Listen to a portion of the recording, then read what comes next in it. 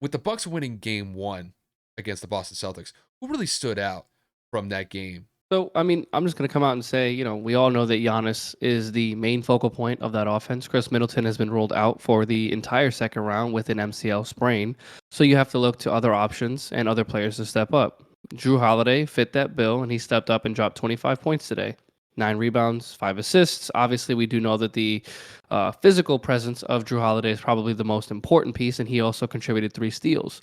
So when you look at it from the perspective of next man up, the guy after that stepped up, Bobby Portis, 6 of 12 from the field, 11 rebounds, 15 total points, and a plus minus of 11. So you look at it and you say there were contributing factors from multiple people on this team, including Grayson Allen, including Pat Connaughton, who only contributed 8, but a plus minus of 10 with 5 rebounds and whatever have you. So there were some other players on this team that were able to contribute to the success of the team. But like Kyle had alluded to, you have to really sit here and you highlight the defensive presence that is Milwaukee, because overall Milwaukee held Boston to 33% from the field. That is absolutely unacceptable. And you really look at it and you say, how is this the same team that just swept Brooklyn? How is this the team that went out there and dominated Kyrie and KD? Because outside of Jason Tatum's 21, and that was a struggling 21 with going 6 of 18 from the field, Marcus Smart leaves the game, but he was 3 of 11. Jaylen Brown was 4 of 13. Al Horford was 4 of 11. So you're like, wait a minute. The people that were cooking all series long last series, granted, Brooklyn's defense isn't the greatest, but you look at it, you say, hopefully that would have transitioned into the next round, and the complete opposite happened. Nobody could really get into a rhythm. Jason Tatum had a pretty awful first half, so you look at it and you say they were already behind the 8 ball. Obviously, you look at it efficiency-wise from Milwaukee's side, they didn't necessarily have an efficient day either, because Giannis was 9 of 25, and then Drew Holiday was 8 of 20.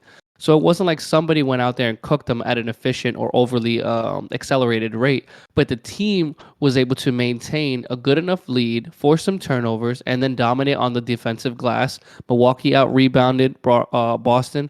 Milwaukee had less turnovers and a better shooting percentage. Usually, in that fashion, in that order, that's going to end up leading you to a successful victory, especially in the postseason. Now, do I expect this to go negatively for Boston for the remainder of the series? I don't, but we don't know the extent of Marcus Smart's injury, and at the same time, we don't know if Boston's going to be able to bounce back offensively with the aggressive defense that we know that that Milwaukee has.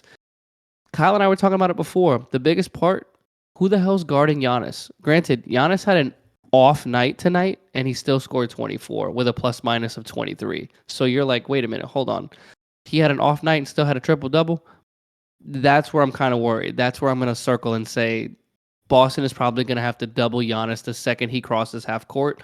If not, right when he gets up to that 3 point line, because you got to eliminate the paint. We all know that Giannis isn't the greatest shooter in the world, and if you have to let him, I guess if you have to let him shoot for the majority of the series, then so be it. And excuse me, I didn't mean double him at half court. I meant double him in the post, because obviously you're not going to want to double somebody that doesn't shoot efficiently. So excuse my French there.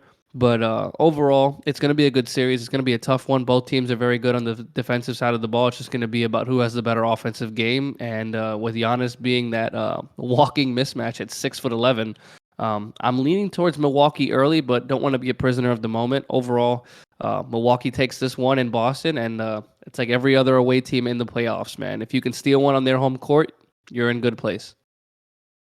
Kevin, I think you outlined it pretty well. I mean, just looking at it from what I saw throughout most of the game, the one thing that Boston really couldn't handle was Giannis and Drew Holiday. Those were really the two standouts as far as I'm concerned from game one with Milwaukee. And the thing is, I mean, everybody usually expects that Giannis is going to do fairly well unless he's literally doubled and sometimes even triple teamed when a defense just traps him to the point where he has to kick it out. But the fact of the matter is, even when Boston ran their traps against Giannis, he was able to kick it out to Drew Holiday and some of the other role players that Milwaukee had at their disposal. And in the end, it worked out to Milwaukee's favor just because Boston had to account for that. And I think moving forward, the one thing that I think Boston is going to struggle with throughout this series is dealing with Giannis's size. Granted, Giannis is 6'11", but looking at the matchups that Boston presented him in that first game, I mean, they had a couple different rotations to throw against Giannis. There were times where they threw Jason at him. There were times that they threw Robert Williams at him. There were times that they threw Jaylen Brown at him. And by and large, even though the Giannis didn't like dominate from the field goal percentage aspect, he was still extremely effective down in the paint whenever he got the ball and was able to get to the rim fairly easily. And then, really, what I think Boston's going to have to make big adjustments to going into the second game of the series is they're going to have to limit their turnovers and they have to slow down Milwaukee in transition. Because when you look at Milwaukee from this year specifically, they're a top five team when it comes to being in transition. And by and large, all the Bucks really have to do is just kick it to Giannis, let him take two dribbles from half court, and he's either going to be at the rim, either dunking it or laying it up, or after that second dribble, he could kick it out to guys like Chris Middleton. I know Chris Middleton isn't playing in the series, but he could kick it out to Drew Holiday, Bobby Portis, Pat Connaughton. And if those guys are given good looks, they can knock down shots fairly consistently. And that's one thing that Boston's going to have to make an adjustment to going into game two, simply just because they really couldn't stop the Bucks in transition. And then to really compound the situation worse for Boston, Boston couldn't knock down their shots in this game really consistently throughout the entire game. It's like you said, Kevin. Jason got off to a terrible start for Boston. I believe Jason Tatum started 0-5 in this game. And granted, he did knock some shots throughout the latter parts of the first half and going into the second half. But it was a little too late as far as Boston was concerned. And by and large, Boston's going to have to get better production from pretty much everybody. Jaylen Brown, I thought was inconsistent in this game. Marcus Smart was inconsistent as well. Granted, he did have that shoulder injury. I don't think it was relatively serious because he did come back in the game. So that may be something that we have to monitor throughout the series. That shoulder may be a little bit sore, but I imagine he's going to be playing in game two. But the thing that Boston's going to have to contend with is Giannis. And really, when you look at Giannis compared to Boston, Boston really doesn't have great players to match up with Giannis one on one. It's going to have to be a group effort to slow him down. And in this game one, they kind of failed in that aspect. So Boston's going to have to make some pretty solid adjustments going into game two to slow him down. And then that force guys like Drew Holiday and Bobby Portis to beat them. Granted, Drew Holiday is very inconsistent at times whenever I've seen Milwaukee play. Sometimes he's really good and sometimes he's really bad.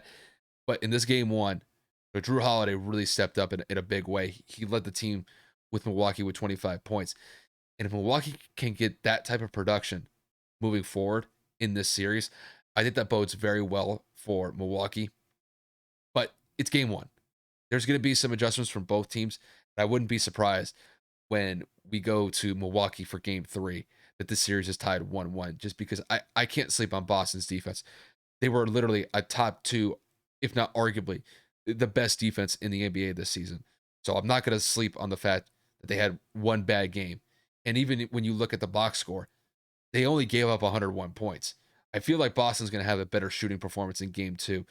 That's going to put them in a more competitive situation going into game two. So overall, good for Milwaukee to get that win on the road to start the series. But I would expect that Boston's going to come back in a pretty significant way in game two. And I wouldn't be surprised if the series is 1-1 after game two.